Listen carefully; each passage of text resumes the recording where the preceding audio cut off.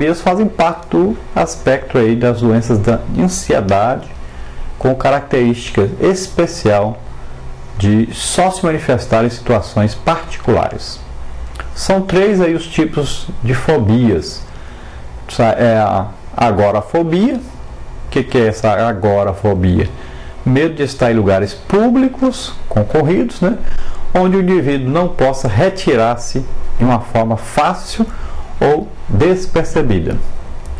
E tem a fobia social, que é o medo perante situações em que a pessoa possa estar exposta à observação dos outros, ser vítima de comentários ou passar perante uma situação de humilhação em público.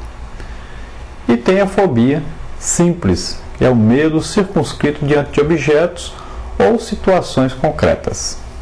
O DSM-V, que é o Manual Diagnóstico e Estatísticos de Doenças Mentais, divide as fobias em 5 tipos. Então, fobias por animais, né, aranhas, cobras, etc. Aspectos do ambiente natural, ou seja, trovoadas, né, medo de terremotos, essas coisas assim, até de chuva, né. Depois aí medo de sangue, né, ou de injeções ou feridas. Depois tem medo das situações, ou seja, altura, medo de andar de avião, de andar de elevador, essas coisas assim. E outros tipos de medo, como medo de vomitar, medo de contrair uma doença e etc. São vários tipos, então, das fobias. Vemos na Bíblia que Deus impunha medo aos inimigos de Israel. Você vê em Deuteronômio 2,25, que diz que nesse dia começarei a pôr um terror e um medo de ti diante dos povos que estão debaixo de todo o céu. Os que ouvirem a tua fama tremerão diante de ti e se angustiarão. Então Deus colocando medo nos inimigos de Israel para que eles não atacassem Israel. Em Ester 9:2, porque os judeus nas suas cidades, em todas as províncias do rei Assuero, se ajuntaram para pôr as mãos naqueles que procuravam o seu mal. E ninguém podia resistir-lhes, porque o medo deles caíra sobre todos aqueles povos. Então, de repente, o povo ficou com medo dos judeus e não conseguiu nem resistir a eles. E eles matavam todos os seus inimigos. O medo é capaz de fazer fugir até mesmo um irmão de sua casa. Como exemplo, você vê Juízes 9:21. Então partiu Jotão e fugiu e foi para Beer. E ali habitou por medo de Abimeleque, seu irmão. Então, medo pode causar até aí uma fuga, né, de um irmão dentro de casa, de alguém dentro de casa, da própria família. Faz com que a pessoa fuja para longe, corra desesperado com medo. A Bíblia nos exorta para não termos medo da noite e nem do que venha a ocorrer durante o dia. Veja, por exemplo, Salmos 91:5. Não terás medo do terror de noite e nem da seta que voa de dia. Por pior que seja o inimigo, Deus nos livra. Então não devemos temer. A visão das coisas de Deus pode também provocar medo, né, nos homens que não são crentes e até mesmo nos seus mais corajosos profetas.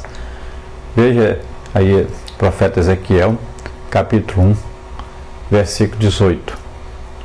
E os seus aros eram tão altos que faziam medo, e estas 4 tinham as suas cambotas cheias de olhos ao redor. Então a visão das coisas de Deus causava medo, um medo terrível na pessoa. Na maioria das vezes a pessoa sente medo de morrer, né? Ou sente medo de Deus porque está em pecado, sente medo do juízo de Deus.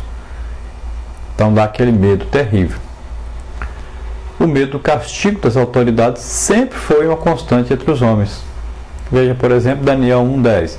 E disse o chefe dos eunucos a Daniel: tenho medo do meu senhor, o rei, que determinou a vossa comida e a vossa bebida, pois por que veria ele os vossos rostos mais tristes do que os outros jovens da vossa idade? Assim poreis em perigo a minha cabeça para com o rei. Então aí, aquele chefe dos eunucos, na época de Daniel, eles estavam cativos ali na Babilônia, e esse chefe ficou com medo de perder a cabeça, de morrer, né, se desse um alimento especial, um alimento diferente para Daniel e seus companheiros. Olha, até mesmo quando há intempéries, Deus nos adverte a não termos medo. Veja Mateus 8, 26. E ele disse-lhes: por que temeis, homens de pouca fé? Então, levantando-se, repreendeu os ventos e o mar, e seguiu-se uma grande bonança. Nós sabemos ali, naquele temporal no mar da Galiléia, os discípulos com medo que o barco afundasse, né? Clamaram a Jesus, e Jesus então disse: por que vocês têm medo? Então eles não deveriam ter medo ali naquela hora, mas deveriam enfrentar o perigo com fé em Deus, e o perigo se retiraria então. Então, em toda situação nós vamos ver que não devemos ter medo, esse tipo de medo excessivo, mas enfrentar o mal, enfrentar o inimigo, sempre com fé em Deus, sabendo que nós somos filhos de Deus, e na qualidade de filhos de Deus nós temos o maior poder que existe sobre a face da terra, que é o Espírito Santo morando em nós. Os discípulos sentiram o que os homens em geral sentem diante do desconhecido ou do inusitado. Veja, por exemplo, Mateus 14, 26. Os discípulos, vendo sobre o mar, assustaram-se, dizendo: é um fantasma, e gritaram com medo. Mateus 17, 6, nós vamos ver os discípulos, ouvindo isso, caíram com seus rostos e tiveram grande medo. Então, aí dois exemplos dos homens sentindo medo daquilo que não conhece, né, do desconhecido, das coisas espirituais. Então, alguns vivem tendo medo de fantasma, né? E é o caso dos discípulos que estavam ali no meio do mar, e Jesus apareceu andando sobre as águas, e eles ficaram com medo terrível, pensando que era algum fantasma. Em outra situação, lá na transfiguração, os discípulos então ouviram ali a voz de Deus falando a respeito de Jesus, que estava ali já transfigurado, e ao lado dele estava ali então Elias e Moisés. E quando aquela voz disse: esse é o meu filho amado, em quem tem o meu prazer, né?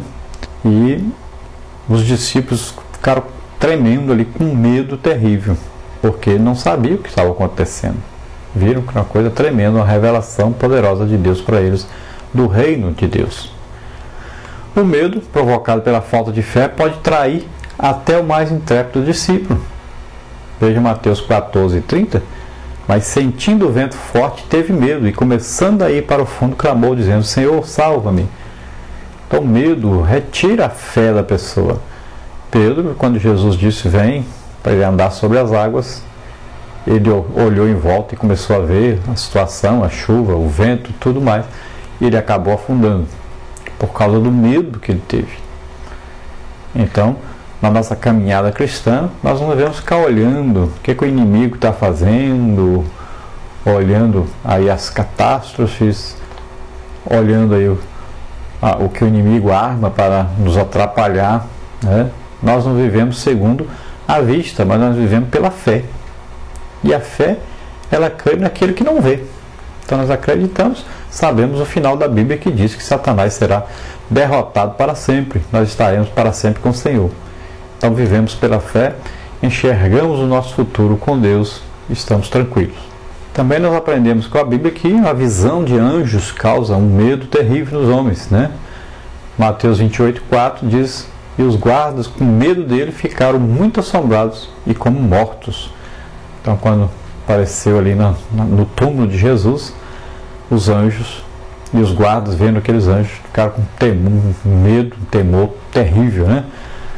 Mateus 28, 5 diz: mas o anjo respondendo disse às mulheres: não tenhais medo, pois eu sei que buscais Jesus, que foi crucificado. As mulheres também, quando viram os anjos, ficaram com muito medo. Então existe muitas vezes um medo de perder uma posição religiosa ou social, até mesmo por parte de um discípulo novo convertido. Veja, por exemplo, João 19, 38. Depois disso, José de Arimateia, o que era discípulo de Jesus, mas oculto por medo dos judeus, rogou a Pilatos que ele permitisse tirar o corpo de Jesus. E Pilatos lhe o permitiu. Então foi e tirou o corpo de Jesus. Então nós vimos aí que José de Arimateia, por medo dos judeus, ele se ocultava como cristão. Ele não dizia para ninguém que era cristão, que era seguidor de Jesus, por causa do medo que ele tinha que os judeus o matassem. Discípulos, quando em dúvidas sobre a segurança e a providência de Deus, têm medo, né? Veja João 20, 19. Chegada, pois, a tarde naquele dia, o primeiro dia da semana, e cerradas as portas, onde os discípulos, com medo dos judeus, se tinham juntado, chegou Jesus e pôs-se no meio e disse-lhes: paz seja convosco. Então veja bem que os discípulos, após Jesus ser morto na cruz, se reuniram no cenáculo, se esconderam